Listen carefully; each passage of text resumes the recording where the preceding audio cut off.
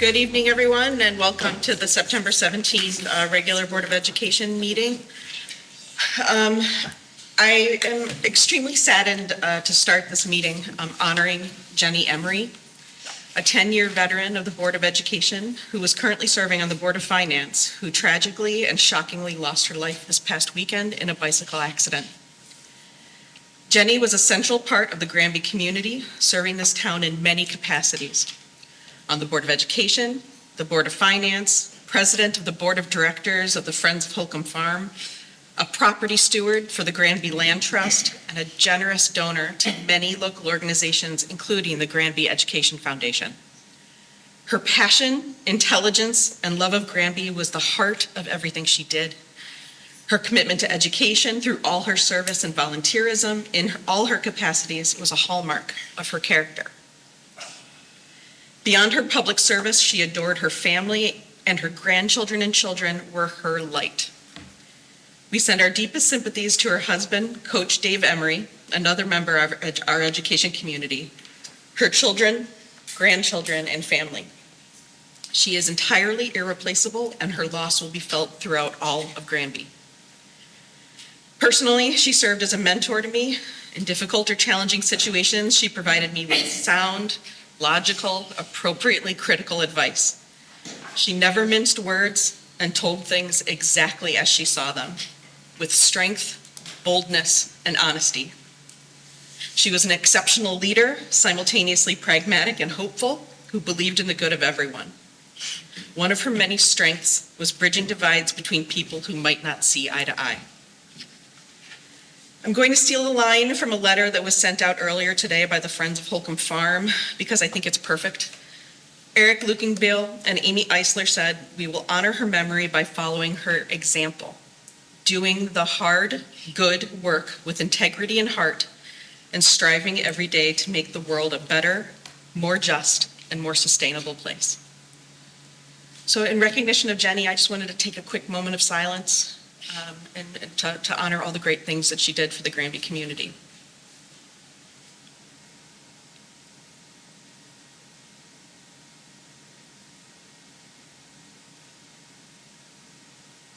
Thank you all. Now, one thing I know Jenny would be very proud to participate in is honoring our fantastic Teacher of the Year. She loved our teachers, and we love our teachers too, and we are extremely excited to take this opportunity to recognize the Teacher of the Year, Miss Sarah Warner, music educator and band instructor at Wells Road Intermediate School. Mrs. Warner was selected from an exceptionally talented group of Granby educators, each worthy of this special recognition. During the selection process, Mrs. Warner shared her deep love for watching students grow from their very first notes on an instrument to performing with them at middle and high school concerts. She also takes pride in welcoming back Granby graduates who are aspiring musicians and music educators to work alongside her each summer at band camp. While her passion lies in flute and jazz music, Mrs. Warner has embraced innovation by incorporating educational technology into her general music classes, including AI image generation. In a recent lesson, students listened to an impressionist piece, brainstormed words describing the feelings the music evoked, and used those words to create AI-generated artwork, painting a picture of the music. Each class's images were then compiled into a slideshow for comparison and discussion. The letters submitted for her nomination reflect the impact she has had on her students. Sarah's dedication is unmatched. She is not only focused on the music, but also the growth of all the children. Mrs. Warner has always been there for me and by my side when playing the flute. We have a lot of great memories together, and I look up to her a lot. Granby Public Schools and the Board of Education congratulate Mrs. Warner on this well-deserved honor, and we thank you for your dedication, passion, and unwavering commitment to your students. You want to step on up? Come on up, Sarah.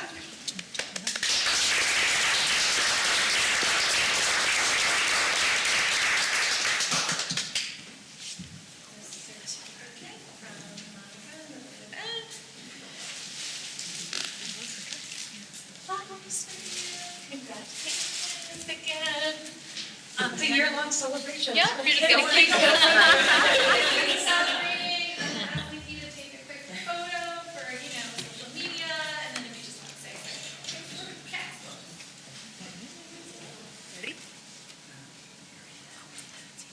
I forgot to mention, in the, convocation, you did a wonderful rendition. I believe your husband had composed a version of a Beatles song in my life, and it was amazing. It was really phenomenal. And those teachers have reached out to me since then, and They like, have like we really do good work. like So if you ever need a little something, please send Oh, I love that. I should Fabulous. you are. Like refreshing, like that. Yeah. Oh, yeah, like fear Celebration. We're gonna talk into the microphone. That's smart.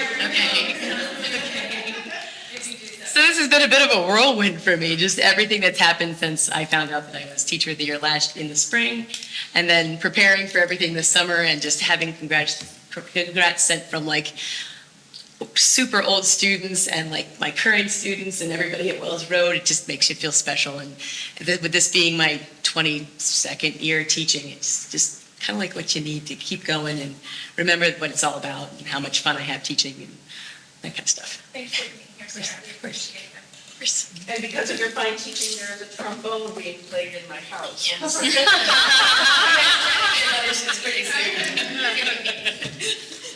He's very nervous. He's very nervous. He should be. Yeah. Keep him working. Thank you so much. All right, moving along to public comment. Granby community engagement and attendance at Board of Education public meetings is welcomed and encouraged. As is our custom, the board views public comment as an opportunity for members of the public to share their comments and concerns with the board, and board members will not be responding to comments or engaging in a dialogue. As it deems appropriate, the board may place such matters on the agenda for future meetings for discussion in accordance with the Freedom of Information Act. Procedurally, public remarks will be limited to 3 minutes, and speakers will be asked to identify themselves by name and address. We expect comments to be respectful and civil in tone, and we do not permit name-calling, raised voices, personal attacks, or vulgarity. Lastly, we note that the superintendent is responsible for student and personnel matters. No speaker will be permitted to use public comment to bring complaints against any teacher, student, or staff member, or to discuss student matters which are confidential. Therefore, the use of student, teacher, or staff names is not permitted. Any such complaints or concerns should be directed to the superintendent and her team. And as is our practice, if there's anyone on Zoom who wishes to make public comment, if you could go ahead and enter something into the chat, or raise your hand so you're in the queue and we don't miss you, okay? But we will start public comment with those who are present in the meeting room today. Is there anyone who would like to make public comment?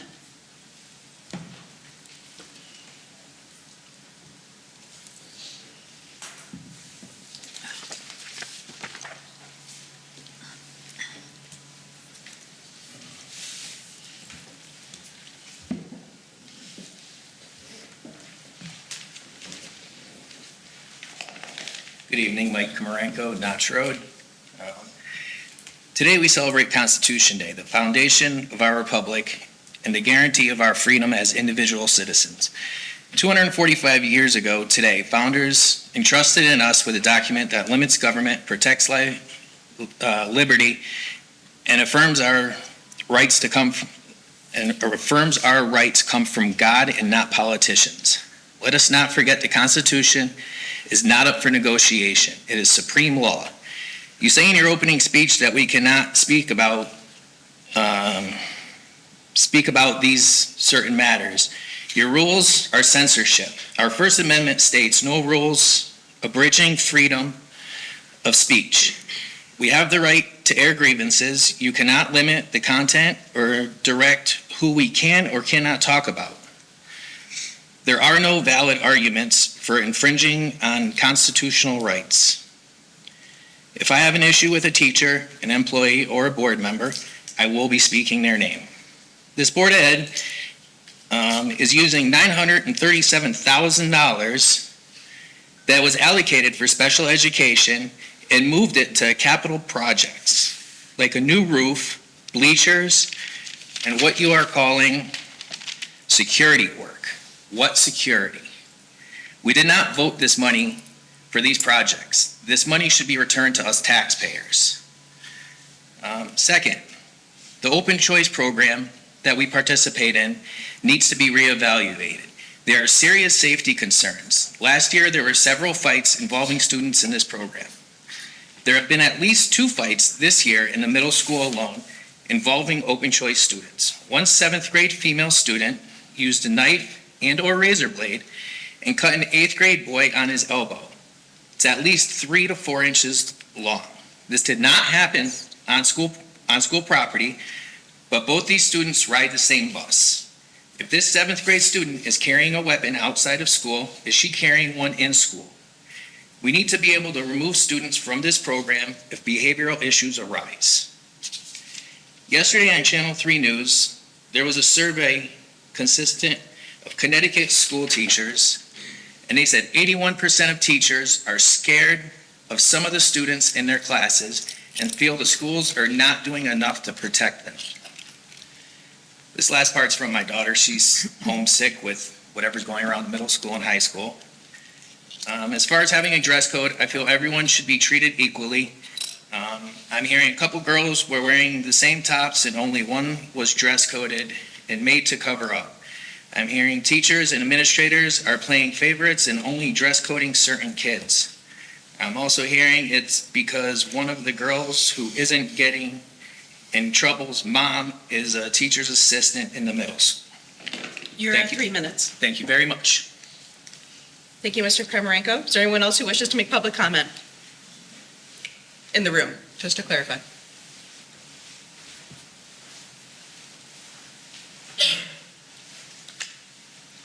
Good evening.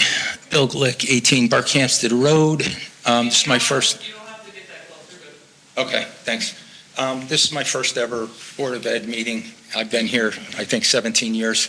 I'm here in my individual capacity as a taxpayer as well as the president of the Granby Taxpayers Alliance, which is a bipartisan, nonpartisan organization of Granby neighbors and taxpayers made up of 128 people right now. We started this about 3 months ago.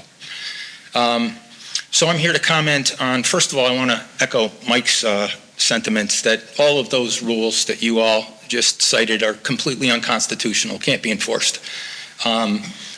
I've been a longtime advocate in Granby that I was on a board of finance and taxation in a city 5 times the size of this, with a budget 5 times the size of Granby. And Granby, I go to a lot of town meetings and board meetings, and Granby is the worst run municipality that I've ever seen as far as engagement, transparency of government, and engagement with the taxpayers. We are not your subjects, okay? We elect you. We provide you with guidance and oversight for the amount of, for the board and the town budgets and the expenditures and revenues that we allocate for you to be good stewards over. And I think that it's long past due for the residents of Granby to be treated with more respect and to be provided with better stewardship. So on that point, I will say that regarding the $937,000 that was taxpayers were told that needed to be budgeted when the referendum happened, that are no longer needed because there were out-of-district students that, at least in some cases, some of that money, I've been told, was for out-of-district students. Not sure where the rest of it came from, why it wasn't needed. But in any event, there's no way that 7 Granby neighbors should be responsible for deciding how $937,000 is spent. There are other people in the community that might have different ideas about what the highest and best use of that money is. And 11,000 people in Granby should have a say in what happens to that money, whether it's returned to the taxpayers or if it's used for a roof or if it's used for technology projects, security projects to be named later, or if it's used to repair the track and any other number of things that need to be done. And then with respect to I understand that there's a Supreme Court ruling that we need to adhere to, and that we have been very slow to move to adhere to that, in part because I guess there's some confusion by the board as to how we should approach that. I strongly suggest that you not take the advice of the state of Connecticut, because the state of Connecticut is a sanctuary state. The state of Connecticut is already breaking laws that the Supreme Court has established, and therefore they have no credibility in providing you with guidance as to how we should proceed, because they're not following the law of the land. And so therefore, Your 3 minutes are up. sure, so I'll finish my last sentence. I would highly recommend that you get your guidance elsewhere, and for risk mitigation purposes, that you move quickly, because as a taxpayer, I would not want a parent to win a $2, $3, $4 million lawsuit because we haven't taken action and we're not in compliance with the Supreme Court. Thank you.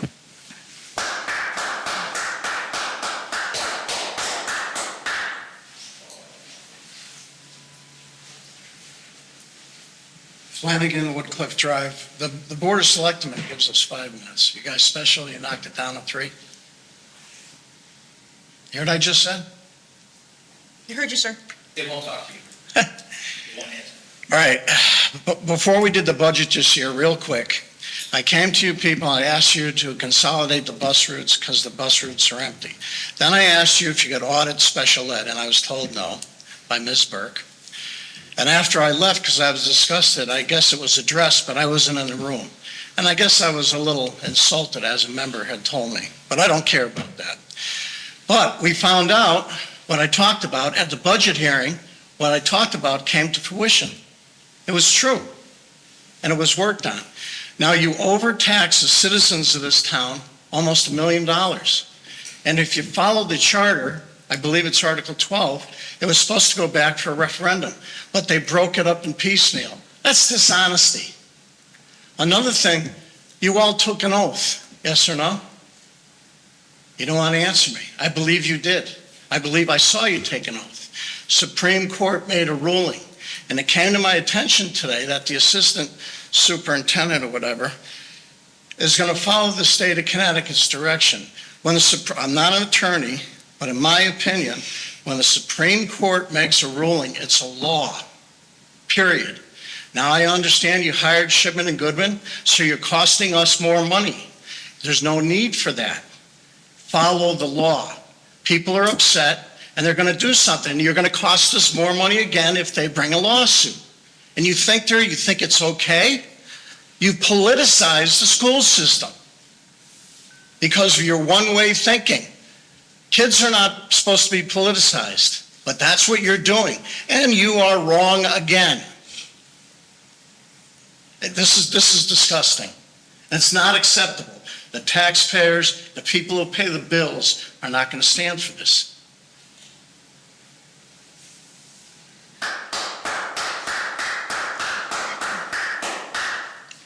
Is there anyone else present in the room who wishes to make public comment? All right, moving along to Zoom. Is there anyone on Zoom who wishes to make public comment? Yes. Thank you. Hi, Ms. Carroll. Oh, hello, thank you for unmuting me. First, I'd like to say that I'm just reiterating that I am a taxpayer in this town, and I also do vote in every single election, and I have most likely supported many of you. I am not directing this at you personally, and I feel that this comment my comments about communication relative to this $1 million that people have been speaking about will also be presented at other boards. First of all, it is ridiculous that you will not answer any questions here. I spent a fair amount of time 1.5 years ago on the communications plan, but if you guys don't understand how you look when you will not even answer a direct question during a Board of Education meeting, then you're just deluding yourselves. It makes you look like you won't, like you're hiding something, even if you're working diligently in the background. It makes you look bad, as it does for the Board of Finance. It makes you look even worse when you cut people off after 3 minutes. And my point on this is, I know for a fact that one of you was out on Granby Living last night texting your answer about this $1 million. But you will not speak those same words when we are standing in front of you tonight. That is not a good look. This should be the most obvious part of your communications plan, to not be afraid to stand up and explain things logically to the citizens of this town.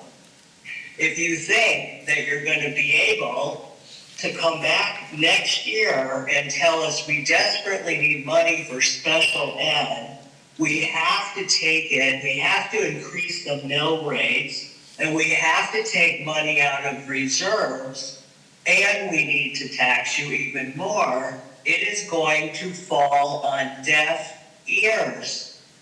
You need to very simply explain in detail what this $650,000 on security initiatives means, because it is not the resource officer.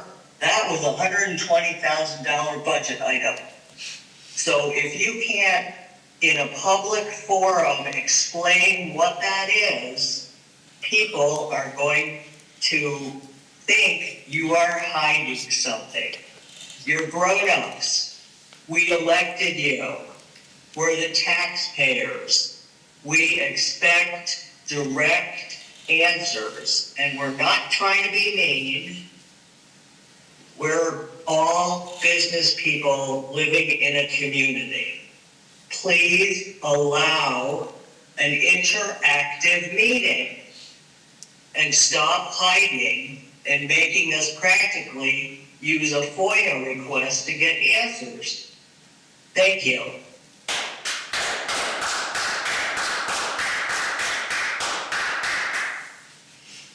Is there anyone else on Zoom who wishes to make public comment?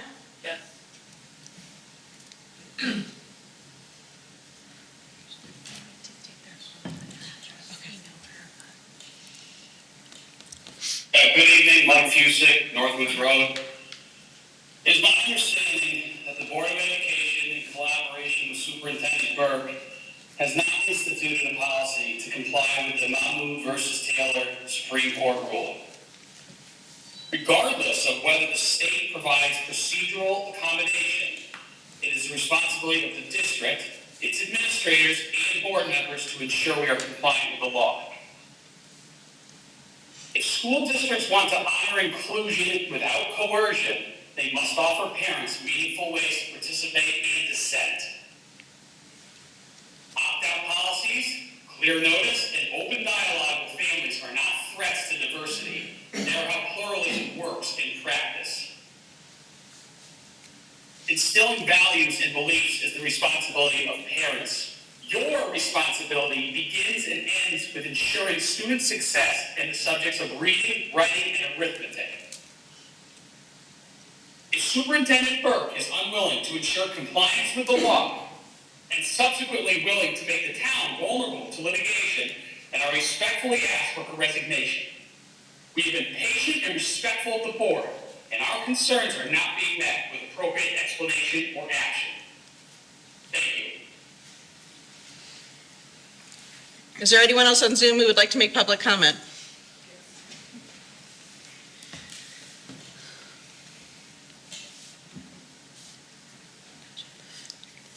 Good evening. If you could state your name and address, please. Lynn Kraus, West Granby Road. Thank you. Hi. Yeah, I just wanted to say that I'm in support and agreement with what Bill said and the others. I've been here for well over 20 years, and I just feel as though it's time for us as citizens to just, have a back and forth conversation and better transparency with all elected officials. I feel like I've been to some of these meetings, and I just feel like it's very one-sided. The concerns are great, and it's very unfortunate. I've seen a downturn over the years, and it's unfortunate. And I've become more involved again now that my girls aren't in school anymore. But I'm just frustrated, and I agree with what Beth said, and the frustration out there is pretty evident. So I hope that things can change. Thank you. Thank you. Is there anyone else on Zoom who wishes to make public comment? Yeah. Okay.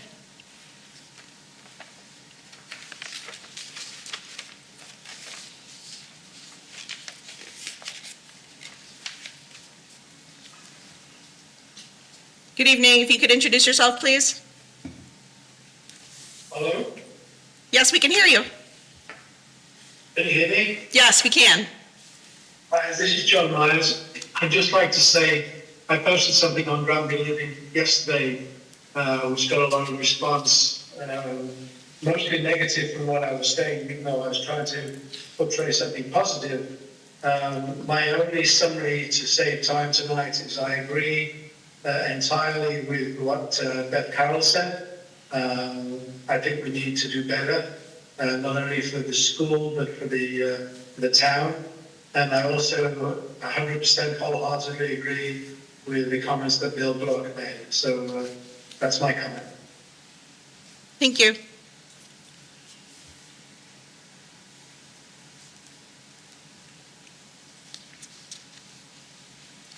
Is there anyone else on Zoom?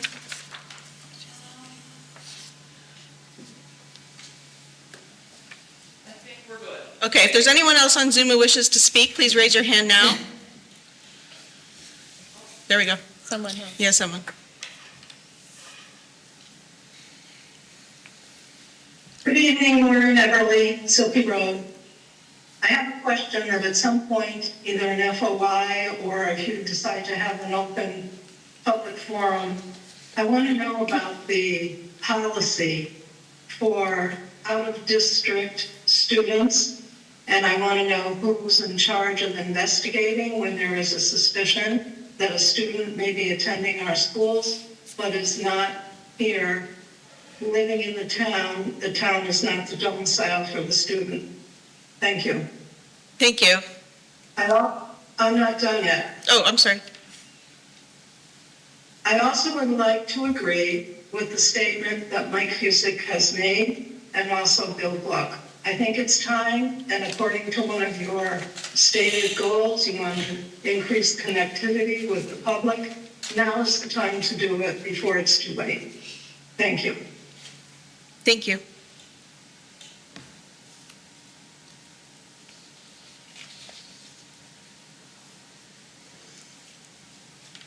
Is there anyone else on Zoom who wishes to make public comment?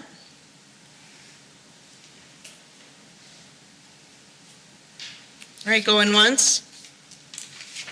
Going twice. All right, moving on. Thank you all for your public comments. We hear you. We understand your complaints. We are going to be moving on to our student representative reports. We have Ms. Sophia Brenson and Ms. Maddie Shantz, our student representatives here. Good evening. What's going on, guys? So these past few weeks have been pretty exciting. We had our picture day, I think was it 2 days ago or? Yeah. Yesterday, yeah. And so now our sports are also in full swing. Several of our sports teams, including, is it field hockey? Field hockey, yeah. And volleyball also had their fundraisers. Volleyball had like a line dancing night, and that was pretty successful. Our seniors have been provided with several resources as common applications have opened up, with several visits from numerous colleges coming up in the next few weeks, along with college application workshops that are mandatory for seniors. Also, the district has rolled out Parent Square this school year to improve communication and keep families more connected with school events. How's it working? I think pretty well. You think so? Yeah. On an athletics level, we've had a couple wins in the past few weeks. Granby Canton football has their next game on Thursday, the 18th at 6:30. It's versus Coventry, and it's an NCCC game. Additionally, field hockey won their first NCCC game, and I'm not one to just keep stating scores, but we did win 7-2, and we're pushed up in the standings. Additionally, cross country, both boys and girls had their meets today and did extremely well against East Windsor and Canton.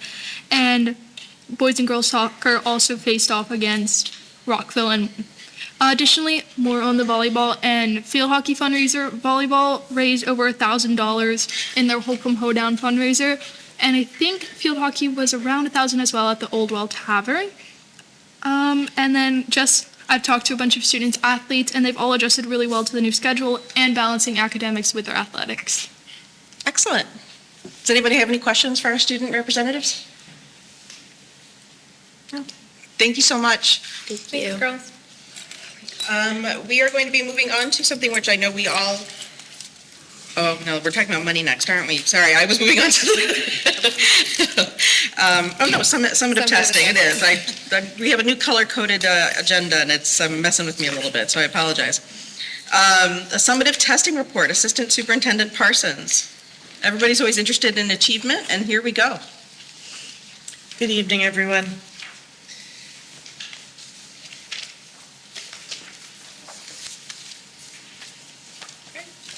Thank you. It's my honor to be here tonight to speak with you about our summative test results from the last school year. Our summative state tests are a snapshot annually of student achievement and growth over time. These knowledge and skills that are assessed on these assessments are a direct relation to the state-approved standards that we use to instruct in our classrooms.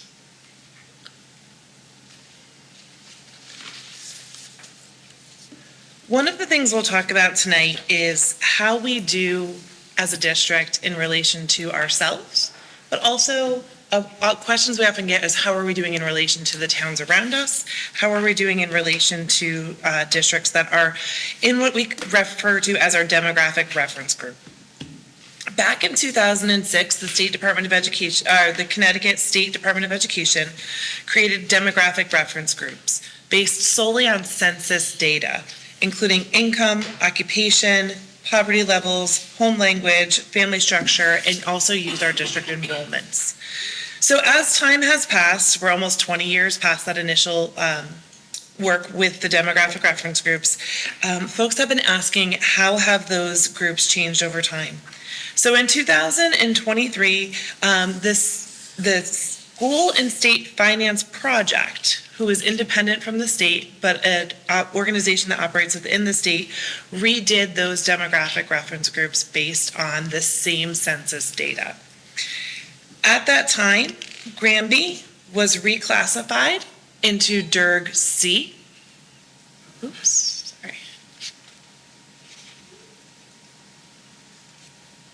Can you go back one, please? Along with these other towns, excuse me, that are colored in green. Some of our surrounding towns that are also in DERG C include East Granby, Suffield, and Region 7, which is New Hartford and Barkhamsted area.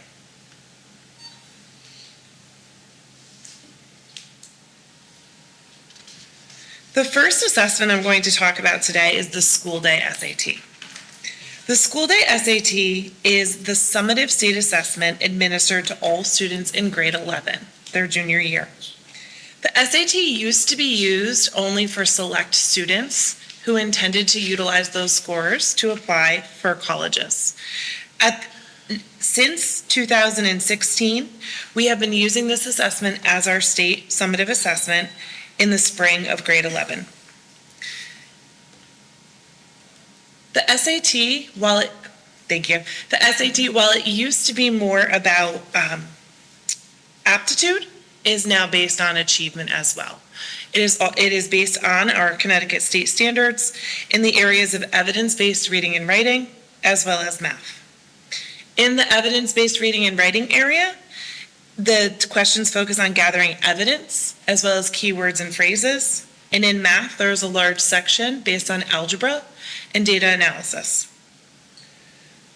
The SAT continues to have a possible high score of 1,600 points. And proficiency, which I'll refer to on the next slide, is achieved by meeting or exceeding the state benchmarks, which is a 480 in evidence-based reading and writing and 530 in math.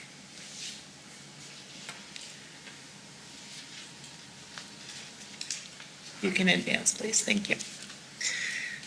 I wanted to call attention to a few recent changes with the SAT so that we all have the same information moving forward. This is the second year, this past school year, that the SAT was administered purely online as an electronic test. Just last year, the test was shortened in length to under 2.5 hours. And the new design involves each section, evidence-based reading and writing and math, is broken into 2 modules. So when a student begins to take the test in evidence-based reading and writing, they take module 1, based on their performance, if they did really well, they have a harder Module 2. If they struggled a little bit more, they have an easier Module 2. So what this visual shows you is in each subject area, what could potentially happen with Module 2. So in a Module 2 on the reading and writing area, the lighter blue color, if you have an easier Module 2, your potential top score maxes out at a certain level. If you have a harder Module 2, your score can go all the way up to the 800. Is it okay if I jump in here? Sure. Just to clarify, what you're saying is, if you're doing well on the test, it progressively gets harder. Correct, but there's only one decision point. So when we talk about smarter balance, there's multiple decision points. Maybe after 3 questions, it will bring you higher or lower, and then after another 3, it will adjust again. With SAT, there's only one decision point at the end of Module 1, based on that score. Okay. You either get an easier or a harder second half of the test. Thank you. What the red lines indicate is that no matter whether you have the easier or the harder second half of the test, you can still meet the college and career readiness benchmarks. Okay. I can stop for any additional questions there because I know this is a change that College Board has made in the way the test is administered. Does anyone have any questions right now? No? Okay. You wait? Okay. Yeah. Next slide, please. So this chart shows our results over time in 2 ways. The first is the proficiency, so that's the percentage of our total students tested who are reaching the college and career benchmark. So last year, 80% of our students met or exceeded that ELA benchmark of 480, and 53% of our students met or exceeded that benchmark of 530 for math. You can see that in ELA, or evidence-based reading and writing, our literacy portion of the test, there is a narrower range. Excuse me, Mr. Flanagan, do you mind being a little bit quieter? We're having difficulty hearing Jen. Oh, okay, I'm sorry. Thank you. Go ahead, Assistant Superintendent. So there's a narrower range in the literacy measure and a broader range in the math measure. The second column that you'll see that's labeled score gives the raw score, the number of points. That is the average of all test takers. So you can see that while we went up 3 percentage points in math, the actual raw score, the average raw score, was 2 points less, because that incorporates all students' individual scores, the highest of the high and the lowest of the low are all averaged in there together. One of the things I want to highlight in the literacy section is that you can see that we consistently are performing at a high level in the high 70s and low 80s. And so what we are really focusing on is how can we break that barrier to really skyrocket further into the 80s. With math, one of the things that you will not yet see is the reflection of our new math programming and our new math progression, because this is our current 12th grade class and their scores. Our students who first went through the new math progression at the middle school with the 6th, 7th, and 8th grade math courses being realigned are now in the 10th grade this current year. So we'll continue to see that work over time. So while we continue to do all of the hard work in math, we're not yet at a point where the students being tested have been through some of the shifts that we've made. Next slide, please. Can I ask a question real quick? Is that possible? So, I'm presenting to the board at this point. Okay. Further questions, I believe, would be in public comment at further meetings. If you want to submit your questions to me. No, thank you. I'd like to have a conversation. Okay. Not this evening. Yeah, wonderful. So what I have on this slide is all of the work that is done within the entire suite with the College Board. And so while we have the school day SAT in 11th grade, we do have the PSAT, which is a prerequisite test that is administered in 9th, 10th, and earlier in the year in 11th grade. So one of the things that I would like to highlight is if you look at the purple cohort over time, you can see we're looking just at proficiency here, not the raw score. So the proficiency percentages, if you look at the purple cohort from 9th to 10th grade, they grew 20 percentage points. So 20% of the students in that group who were not over that benchmark in 9th grade were over the benchmark in 10th grade. Those are our students who will test on the SAT this year. So we're looking forward to seeing that continued growth there. What you can see is with the blue cohort from last year, our current seniors. Excuse me, sir? Point of order. They grew 5 percentage points over the course of their career at the high school. With math, you'll see that that same group, this current seniors, grew 12 percentage points over their time at the high school. This is largely due to us working on monitoring students earlier in their careers, continuing to intervene, have students set goals, and focus in on the prerequisite skills for the SAT. When we look at the results, we're looking both at, if you can move to the next slide, please. We're looking both at the individual student growth as well as any reflections on the curriculum. What I mentioned previously about the demographic. Excuse me. We are trying to conduct business. Yes, I understand. Are you running the meeting according to Robert's Rules of Order? Yes, sir. Okay, then I have a point of order. The point of order is usually given by someone who is on the Board of Education. It's a public meeting. It's a public meeting. Then what is your point of order, sir? My point of order is I'd like to go back to, just to reference the previous slide that you were showing the test scores, the math and the English test scores. That Granby's per pupil spend used to be, in the 2016 era, used to be about $12,000-ish per student, and we're now up to about $22,000 and change per student. And the test scores in general have either gone down or they're languishing around the same area. So that's just a point of order for anybody that's listening in case you wanted to, because I did a deep dive on that, in case they wanted to understand the delta between what we're paying per pupil and the test scores. Thank you for your comment, Mr. Glick. We, as a board, have been evaluating these numbers as well. We are trying very hard to conduct our business in an orderly fashion. I would appreciate if you reserve your comments for public comment.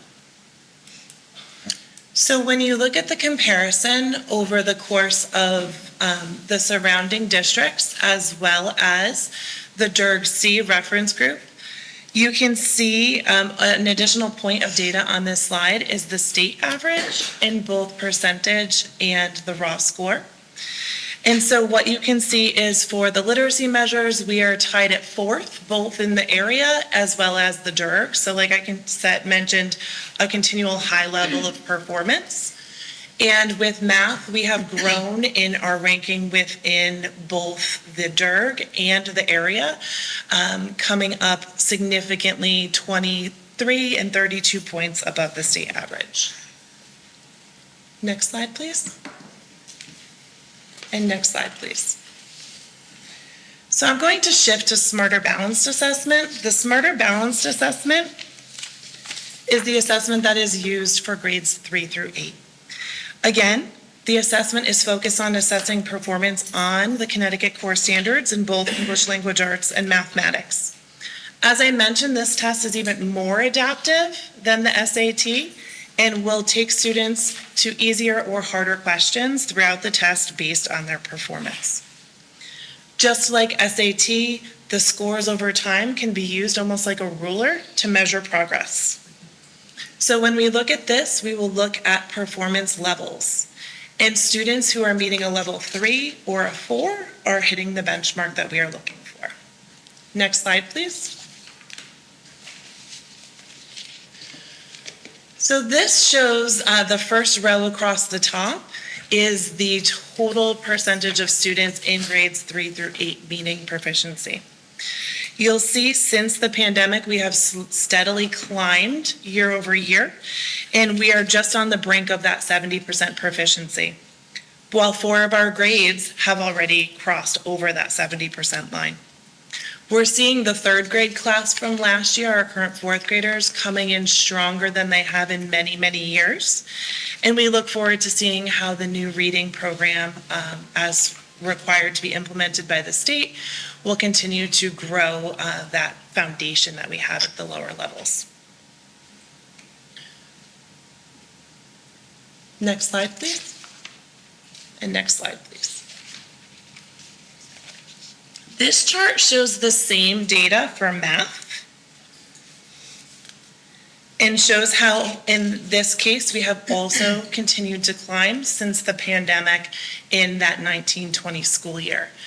We have consistently gone up 3 to 4 percentage points a year, and we're seeing some of the strongest results that we've seen in the middle school grades in a very long time.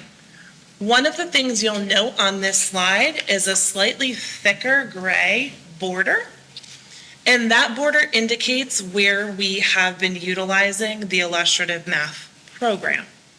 So we started piloting that program in the 21-22 school year in the revised middle school progression in grades 6, 7, and 8. In 2023-24 and up through the last school year into current practice, we are implementing illustrative math with all of our grades K through 8. You can see some great growth from 4th to 5th grade, 5th to 6th grade, 6th to 7th grade. And we're continuing to utilize our intervention position at the middle school to support individual students, especially looking at some of our cohorts who need a little bit more support at the individual level. Again, our 3rd grade students are coming in as strong as some of our strongest classes have in the past. Just for a frame of reference, with our classes the range of our class enrollment from kindergarten up through grade 12 is anywhere from 93 to 160 students. So 1 percentage point is anywhere from 1 to 2 students. Next slide, please. And one more. So this shows the comparison for both ELA and math in regards to surrounding districts geographically, as well as our DIRG. And you can see the state average here as well, and how we continue to be 10 to 20 to 30 points above the state average. I'll also mention that just like with the SAT, the ELA range from some of the lower percentages around us to the higher is narrower than math. There tends to be a little bit less consistency with math, and that is definitely one of the things we are looking at, is how we can continue to be more consistent and hone in on the best practices. Next slide, please. So the last assessment I will talk about today is the science assessment. And if you can go forward one more to the results, please. Thank you. You will see that overall, our students who are assessed on the science standards, the next generation science standards, in grades 5, 8, and 11, when you put all of those students together, we are at 73% proficiency. Again, staying in that mid-70s range, that indicates typically strong performance. Our 11th graders last year scored a little bit lower than we have seen in the past 4 to 5 years.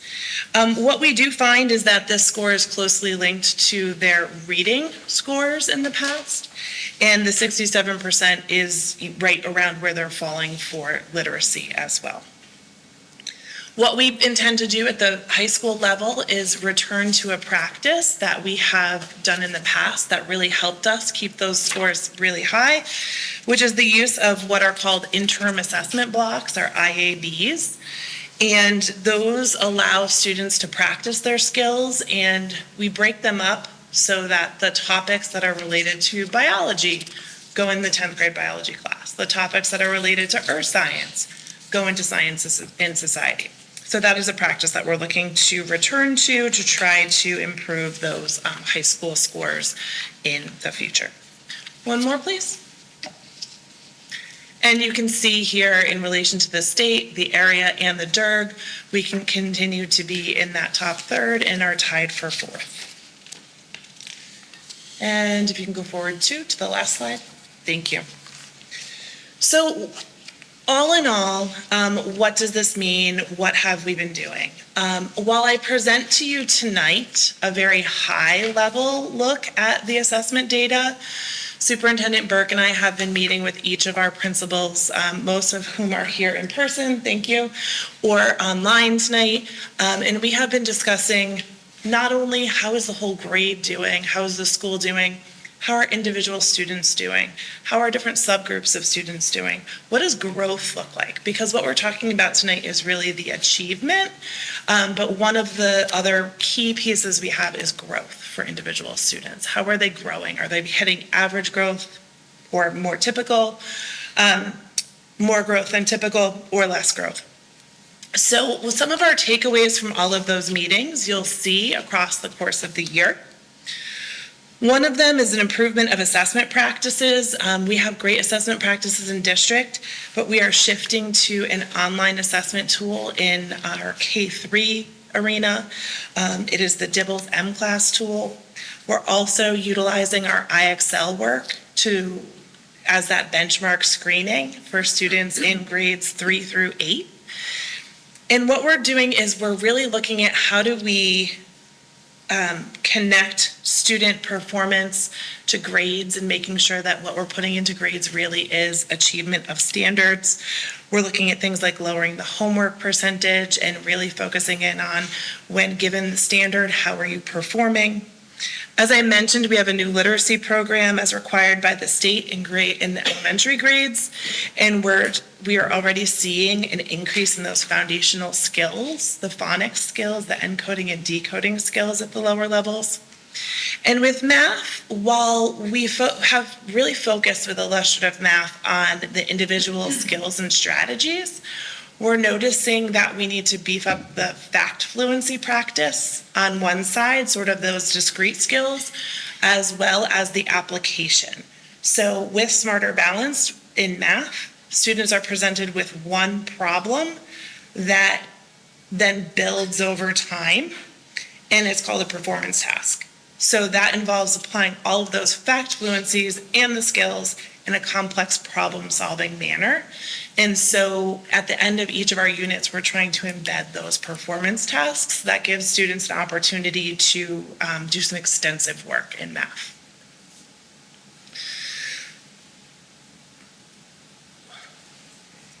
With the secondary level, with the support of the schedule changes and improvements to the schedule over the past year, you'll notice that we talked about the increase of instructional time, especially at the high school.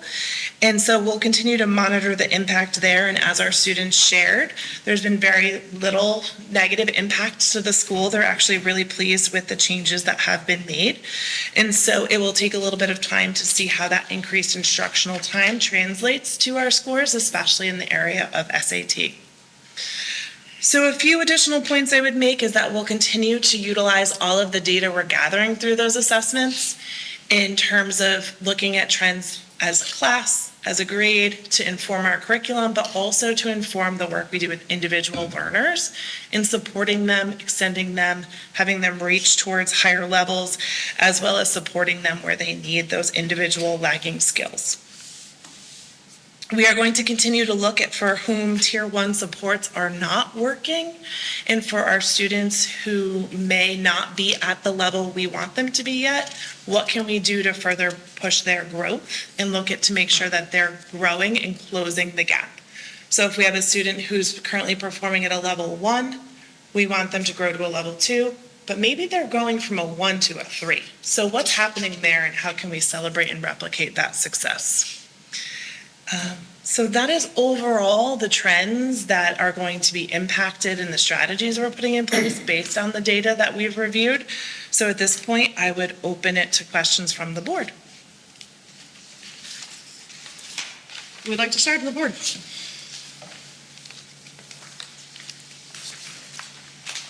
I have a question about, Sure. you were initially talking about how they changed the SAT test, Yes. and maybe I'm just not understanding fully, but like is that kind of making them do better? Like, is it fair how they're now pushing them to a harder and a That's a great question. So there's lots of statisticians at the level of analyzing how the test works. And so is it fair? What I can share is that it's using the student's performance level to drive their next steps. So for students who may be feeling extremely frustrated that it's too hard, it's going to take them to a place that's a little bit more comfortable. For students who are feeling like this is a little bit easier, I can do more, it's going to take them to that level. Last year was the very first year of administration, and I know College Board and ourselves were collecting information about how that works. So that's what I can share with you at the moment. No, that makes sense. And just, can I ask another question? Sure. Go ahead. It going online, I know for a lot of people, maybe with IEPs or like being online can be more challenging.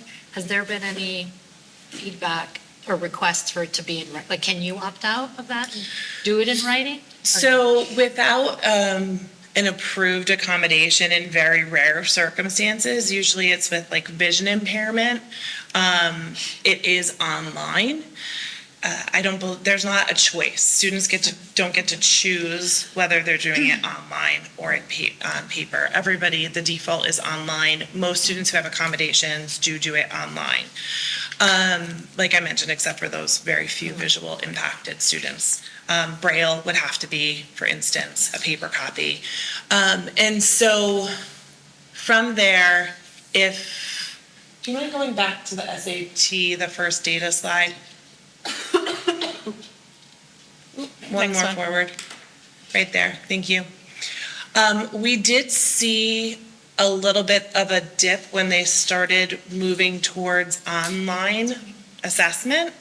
And what we did is we had to shift our instructional strategies and our exposure for the students. One great example is that students, the Desmos calculator is something that is available with the online SAT. It's actually much more sophisticated than even like your typical graphing calculators.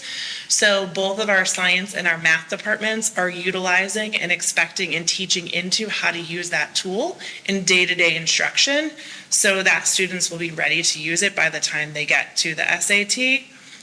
With our EduClimber and DNA platform, we are giving benchmarks to students several times throughout the year in an electronic format that mirrors as closely as possible the SAT to allow them, again, that exposure. So when we look at this data from 2016 to 2025, so 9 years worth of data, I believe there's 4 different versions of the SAT represented here because they Correct. also changed the ELA component. So I think that's so important for the board to understand. We can say, here's what our test performance has looked like over the last 9 years, but every year for a number of years, the test changes. And so it's not just about how kids are able to, do math, reading and writing. We have to make sure that we're also exposing them to whatever this new format is. The Desmos calculator was a game changer. It's completely different. It's a whole new set of learning that has to take place. Many students, I think many adults, would prefer to take a high stakes assessment with pencil and paper and scratch paper, like I know I took the SAT. It went completely online. There was no option for us to say we want to stay in this format. They changed the written component of the SAT one of these years, and then this variable was introduced. So truly, it's a different test. And then, of course, we have different cohorts of students taking that exam each year. We're not able to see that same cohort of students, how they've done, because it's a single test, one grade.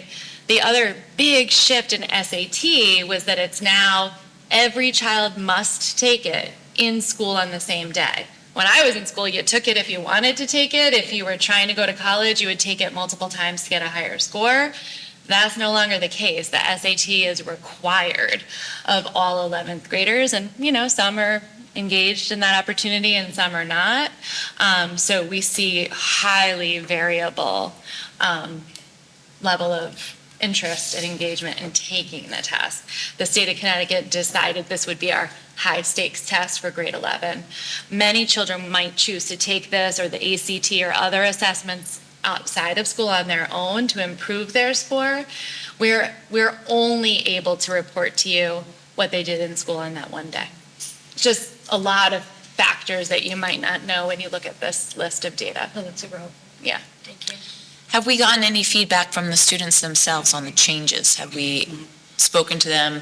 I'm just curious to see if they noticed that the test is different, because these students have taken it multiple times. Most of them have. Yeah. I mean, usually you're taking it, 10th grade, 11th grade, maybe multiple times in 11th grade. I just wondered if there were any if they were able to notice that the test scales differently as you're starting the test. Are the questions progressively getting harder, or are the questions then getting easier? I just wondered if we've seen. We have. Too bad the girls left. See? Yeah. Next time they have to stay to the end. No. Yeah. We have gotten feedback from students, and they have noticed that it has gotten harder or easier.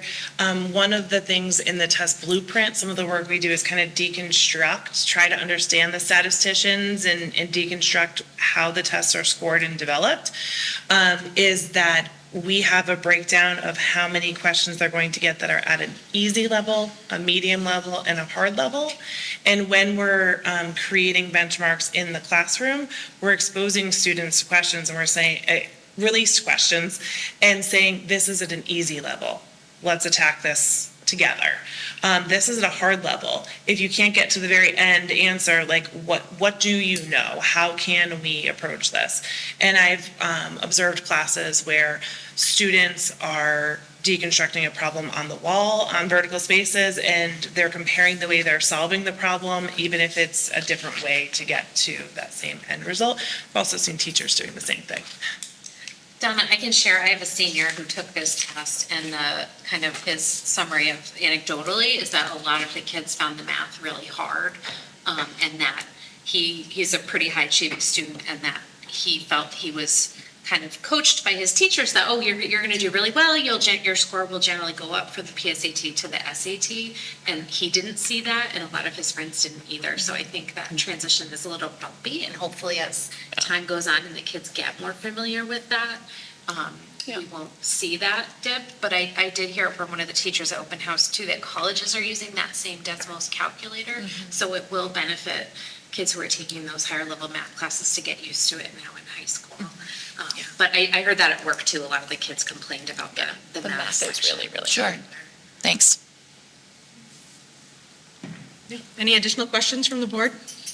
I had a question on the instructional movement part, the multi-tiered systems of support. Yeah. So if a student needs that support, how is it being communicated to the parents? Is it the parent reaching out and saying, I'm noticing she is struggling? How does that work? It definitely goes both ways. Okay. So when I talk about benchmarks and the assessment strategies we're using for all of our grades K through 8, and to a little bit lesser extent in 9th, 10th, and 11th, we have benchmark assessments that result in like a national percentile.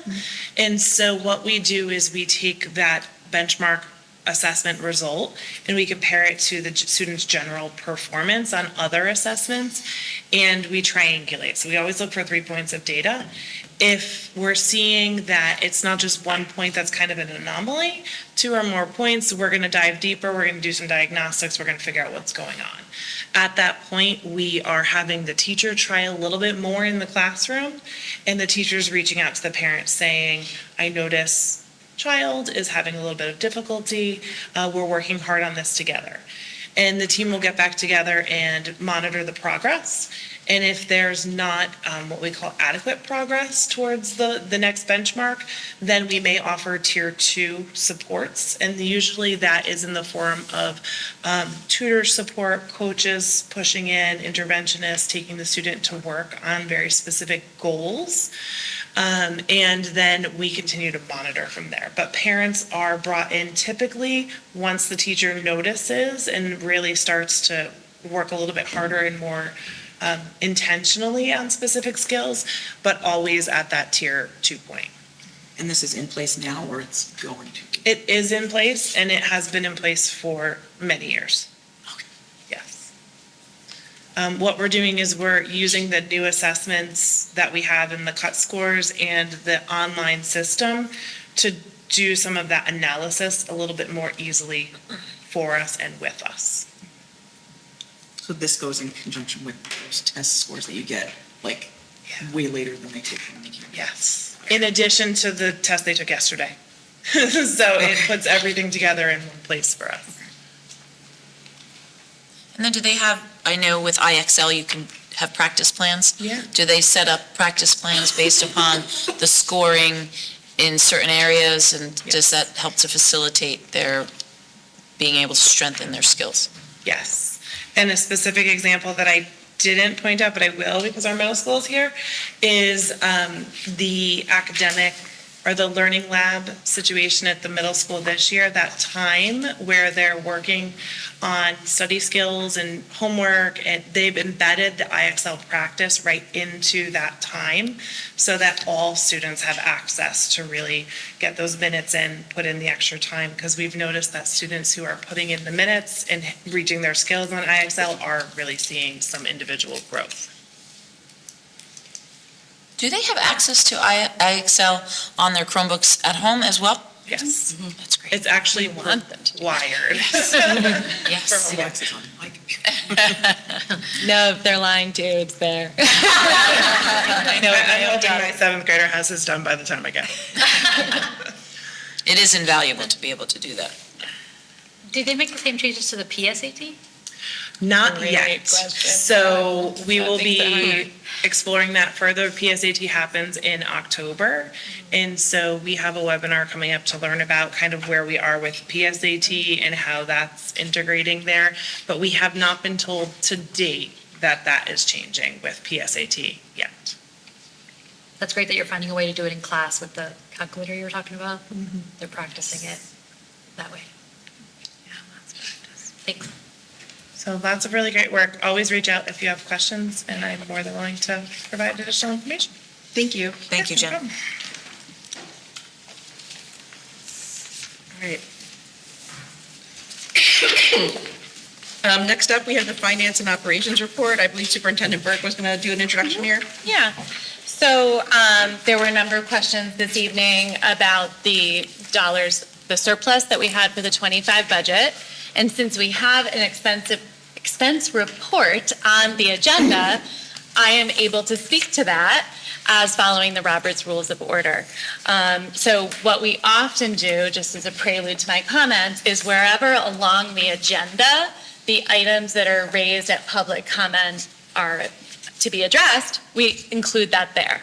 So everything that was spoken about tonight, I likely won't be able to address in this meeting. That would require us to put it on an agenda item for the next meeting. However, we do have an expense report and finance update on the agenda, so I'm able to augment that with some additional information to share from some of the speakers that we heard of tonight. So in general, I first want to start by saying that Ms. Stevenson, our Director of Finance and Operations, reports to the Board of Education every single month. A very detailed report. There are copies of it here for anyone that's interested, and it's posted online if you're watching from home. That report is developed every single month and reported in person at these meetings, as well as in person during our Finance Committee meetings, which we had one this evening.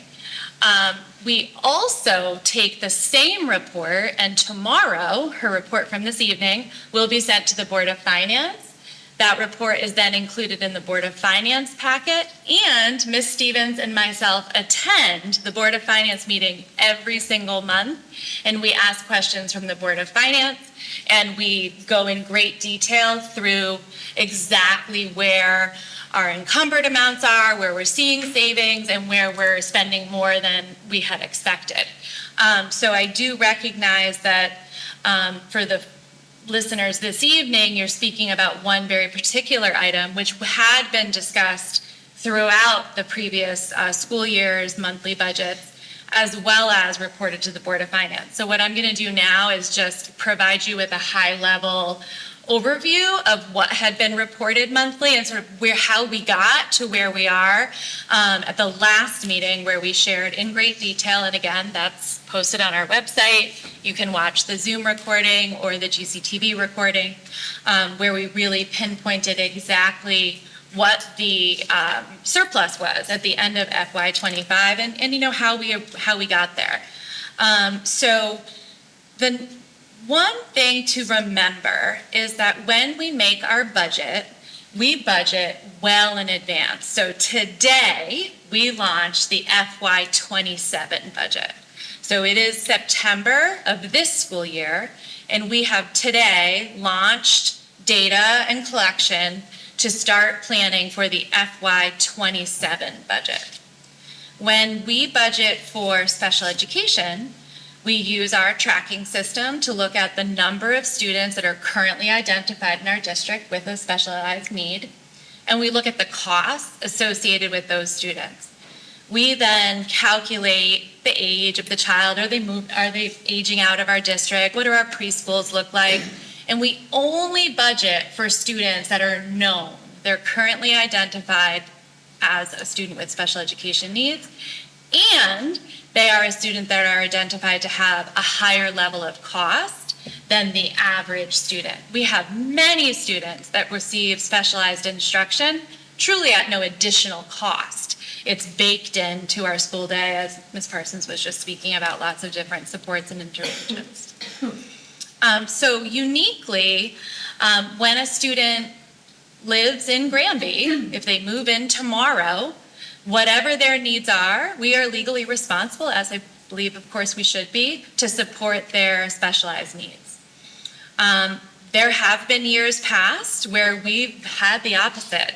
Just a couple of years ago, I believe, Donna, you were on board. We had to go $400,000 right, over in special ed. We were $400,000 short and needed to go to the Board of Finance for an additional appropriation because it swung the other way. So I want to be clear that this is a highly variable group of students that we serve with needs that change. In the FY24-25 school year, we had 2 individuals with very high costs associated for their specialized services that left the town of Granby. They no longer required the services that we had budgeted for. In addition to that, if you've been watching our meetings, you know that we've been investing within, truly with no taxpayer dollars, to reallocate teachers and staff to create in-house programs. Because until now, if we had a child that had a high level of behavioral needs or other types of needs, the only choice was to what's called outplace, meaning that that individual child lives in Granby, but they would have to be on a bus, which we pay for that transportation, and then we pay tuition for them to attend a specialized program. We are really proud, and that's also been presented a number of times here at the board and at the Board of Finance, that we have created some in-house programs. So we were able to identify a student that had been budgeted at a higher cost that was able to come back, if you will, to Granby because their needs appropriately met what we had in place. And I also want to just remind the board that that's a PPT decision. I don't get to look at that list at budget time and say, oh, Sherry, Monica, and Heather should all come back to my program. I'm not going to budget for them. We're legally obligated through the IDEA and the laws that associate it to make sure that we budget appropriately. So we had 3 very high-cost students that we were able to no longer pay for those costs. So that was a large chunk of special education dollars that were saved. It's important to remember that when we calculate the cost of an out-of-district placement, we look at about $150,000 for one child. However, when children have highly specialized needs, it's like an a la carte menu, whatever they need. If they need a one-to-one para, if they need a special harness on the school bus, if they need an adult to transport them individually, if they require speech and language or feeding tube or countless accommodations, each one of those are itemized and added to the bill, so to speak. And so we have students that cost double and higher than that 150 price per student based on their needs. So it can swing this way or it can swing that way. We've seen both happen in just a span of about 3 years with special education. About $500,000 in special ed, unfortunately, is not uncommon to see that swing one way or the other. That can often be 3 children. In addition to that, we don't anticipate at budget time needs that are coming down the pike.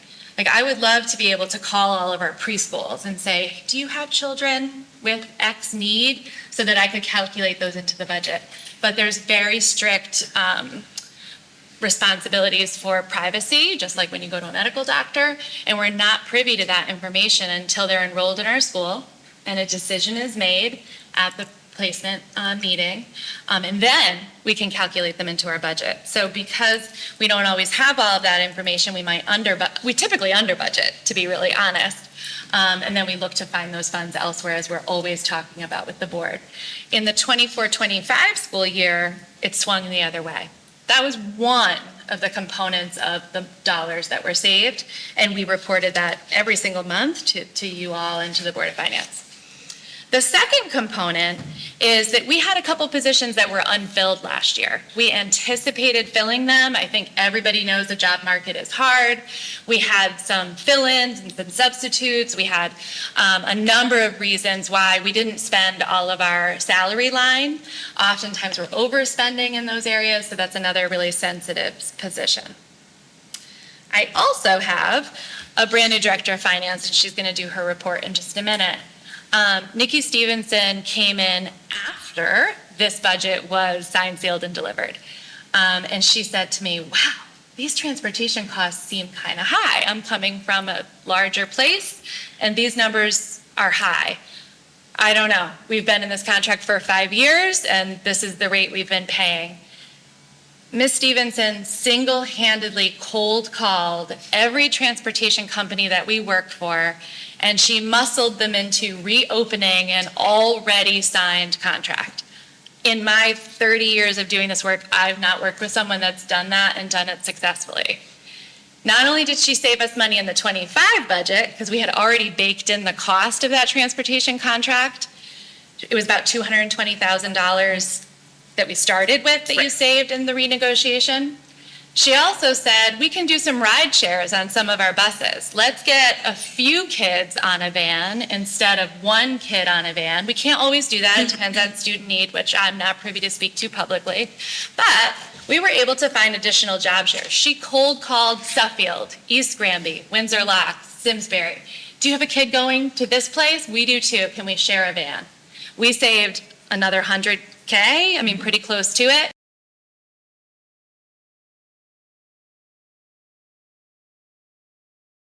Go into an already existing fund called Small Capital. And guess what? The money's not going to be spent out of Small Cap until we vote and we do it all again. So every single month, that money is a part of the collection, if you will, of funding through the taxpayers of Granby and other sources that we will be able to access for deferred maintenance and projects that are essential. So we have then reported, just to be very clear, we've reported that twice a month to 2 different boards. And in addition to that, we've started reporting, I was just at the Board of Selectmen meeting this past Monday, because we're actually adding an additional layer of governance called the CPAC, which will now oversee all capital spending. And so a portion of this board, a portion of the Board of Finance, a portion of the Board of Selectmen will come together under a new entity for that additional checks and balance. So we can say our middle school is really aging, our turf is literally falling apart, Wells Road side of the building is crumbling, let's take a look at this. It's published on all of the board's websites. It's been presented to all three boards, I believe 2 or 3 times in great detail, because we know how important it is, not just the money, but to have the support and the backing of the community when we need to do larger projects.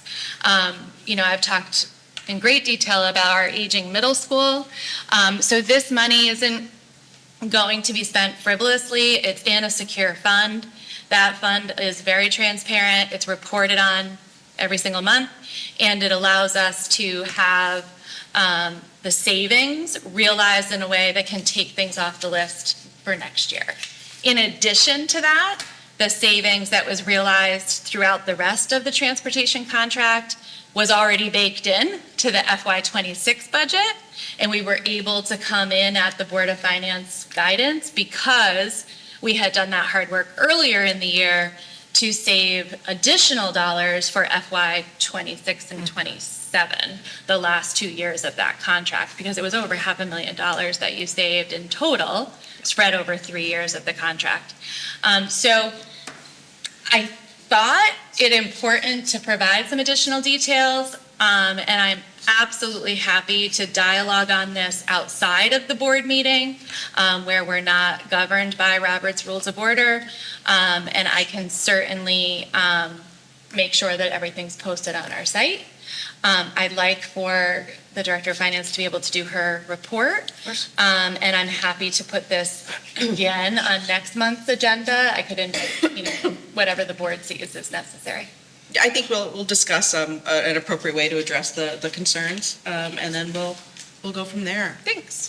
Thank you, Superintendent Burke. Thank you. Thank you. Just quickly, No, point of orders can only be given by members. Thank you. That's not true. Miss Stevenson. This is a public meeting. Go ahead. Go ahead. Before you is the attached July-August 2025 budget expense report for the fiscal year encompassing transactions through August 31st. Current analysis indicates that expenditures in both personnel and program accounts are projected to remain within the appropriated budget. While a few unbudgeted expenses have arisen, we anticipate savings in other areas to offset these costs. At this time, estimated special education expenditures for FY26 remain within the approved spending plan. Given that special education costs fluctuate throughout the school year, we will continue to monitor account activity and balances closely. The Q&D fund opened with a balance of $211,803. To date, only limited expenses in relation to summer school and social work have been incurred, and no new revenue has yet been booked. As a reminder, in FY25, general funds supported the purchase of the K-3 reading program. Textbooks partially budgeted in Q&D. These savings will help cover higher tuition costs related to the program shift from Asnuntuck to Goodwin. We anticipate additional revenue this year due to increased open choice enrollment, including kindergarten, and increased pre-K tuition revenue associated with the new full-day program for 4-year-old plus students. Revenue to the town for FY26 is currently projected at $2,285,546. At this point, no funds have been received and transferred to the town. Special education expenses will significantly impact reimbursement and grant amounts, with the excess cost grant being the most variable. Although the legislature allocated an additional $40 million statewide, funding remains insufficient to fully support tiered grants. As a result, reimbursements are expected at 73.3%, which is higher than our budgeted rate of 65%. Final reimbursement percentages, however, are not typically confirmed until closer to year end. Any questions from the board? Anyone have any questions in regard to Nikki's report? No.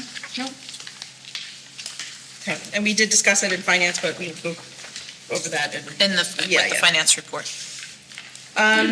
Business requiring action, the approval of the healthy food certification, participation in healthy food option of HFC. Nikki, can you speak to this? Yes. Yes, so each year for our food service program, there are two particular items that have to be approved by the board. This, I believe at the last meeting, we did do the beverage one. However, this one was inadvertently missed. So in order to proceed with our food service program this year, we need to have the board go ahead and approve our healthy participation.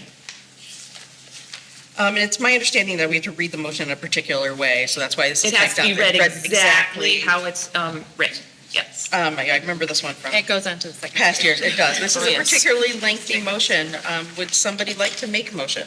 I move that pursuant to CGS Section 10-215F, the Granby Board of Education certifies that all food items offered for sale to students in the school under its jurisdiction and not exempted from the Connecticut nutrition standards published by the Connecticut State Department of Education will comply with the Connecticut nutrition standards during the period of July 1st, 2025 through June 30th, 2026.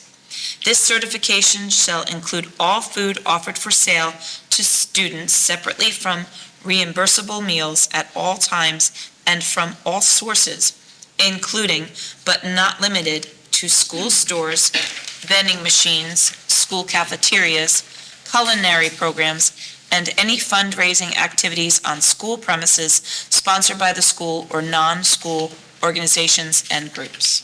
Is there a second? I'll second. Thank you. Is there any discussion or questions regarding the policy? All in favor? Aye. Any opposed? Any abstentions? All right, thank you. The motion carries. In regard to the minutes. Glad I from brought my water. in regard to the minutes from the September 3rd, 2025 meeting, do I have a motion?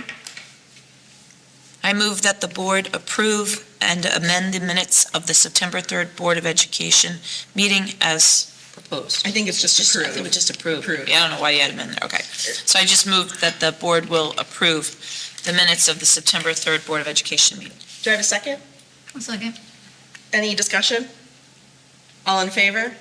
Aye. Any opposed? Any abstentions? All right, thank you. The motion carries. Committee reports, board standing committee reports, curriculum, policy, technology, communication, did not meet tonight. They will meet, actually, they won't meet October 1st because we don't have a board meeting that day for the holiday. November 5th.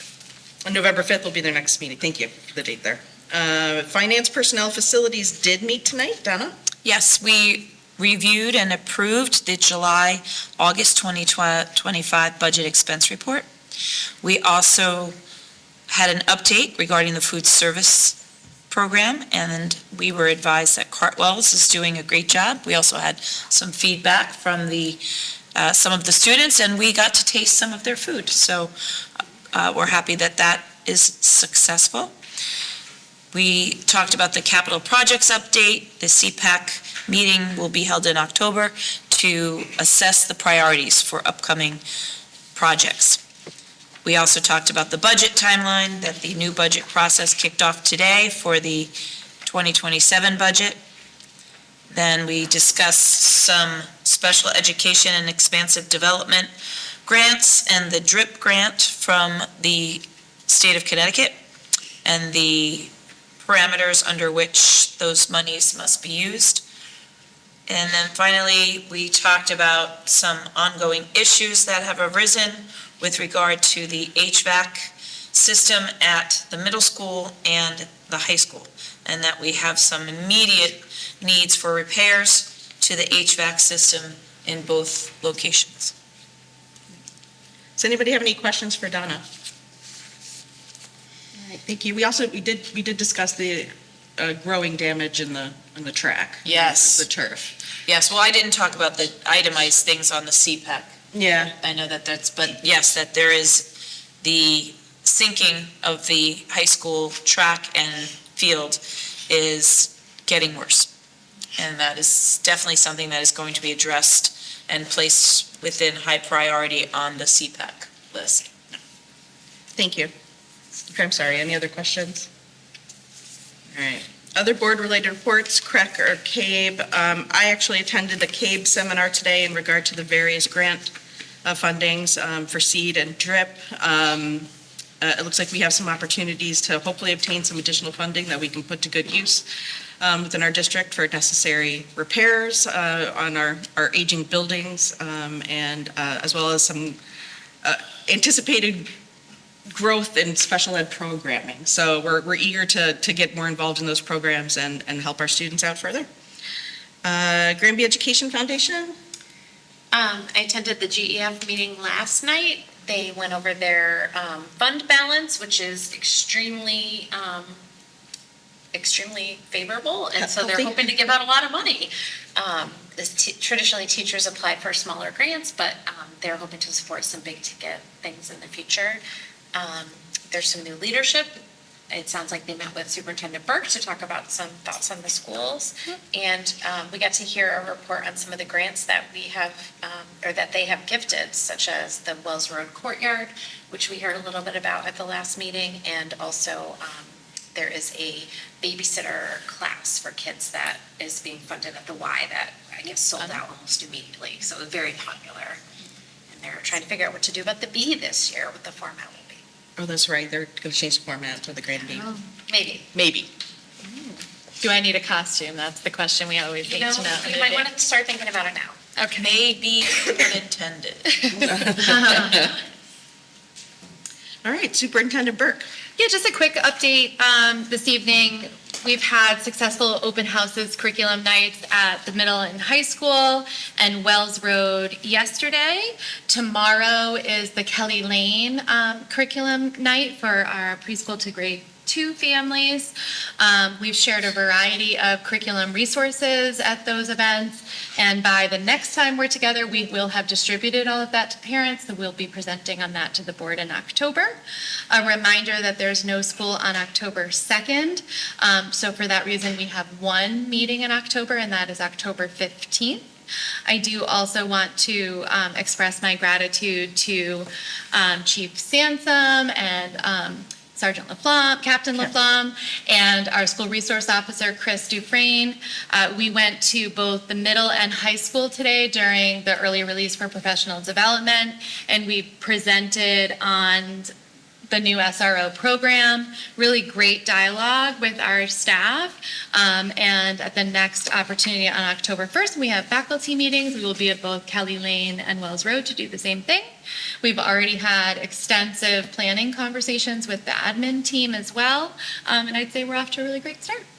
Excellent. That's all I have for tonight. Thank you. Does anyone have any additional questions for Superintendent Burke from the board? I just want to comment that attending the high school open house, I was really impressed that I got the syllabi ahead of time for all of my children's classes. Many were also posted in Parent Square. Some things were given out at the open house, so I really felt like I understood what is happening in those classes, which I know was a request from a lot of parents. So I'm seeing it in action as a parent, which was really nice. Yeah, my understanding there was a lot of work spent over the summer getting all that ready. Yeah, and they were really well attended. We had a nice turnout, I think, at the secondary open houses. And last night at Wells Road, it felt busy, but it was a new format where each grade had their own time, to help tackle some of that parking challenge and giving enough dedicated time to the classroom. Because we know as parents, you really want to get in. You want to see the teacher. You want to hear about your child's experience and see that classroom. So we shifted that format a little bit in response to what parents had been asking for at the elementary level as well. So I think we had a lot of good feedback.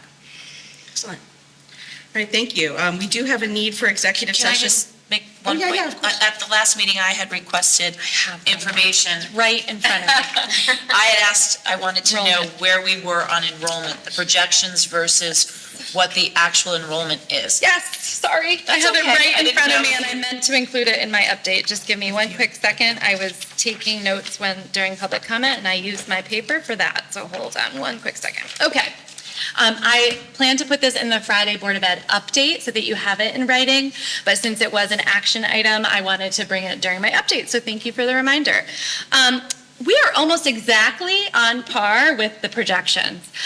So just going school by school, at Kelly Lane, we currently I have approximately 359 students. We had projected 357, so up 2 kids. We're down 1 at Wells, and again, this is not yet our October 1 is our big enrollment snapshot, so these are not exact. But at Wells, we projected 379, we're at 378. At the middle school, we projected 395 and we're at 397. And at the high school, we projected 533 and we're at 544. So we're up a little from our projection. October 1 is the enrollment snapshot with the state where we look, we snap all of our enrollment at that time, and that gives us the comparison. We always use the October 1 snapshot for the budget book and different projections. So we'll be able to share that with the board in October. And then as Nikki starts the budget process, we use the October 1 numbers to project needs. But we're almost exactly on the projections, very, very close. Thank you. Yeah. All right, we do have a need for executive session this evening to discuss a student discipline matter. Could I have a motion to enter into executive session, please? I move that we enter into executive session. Second? Second. Any discussion? All in favor? Aye. Any opposed? Any abstentions? Who seconded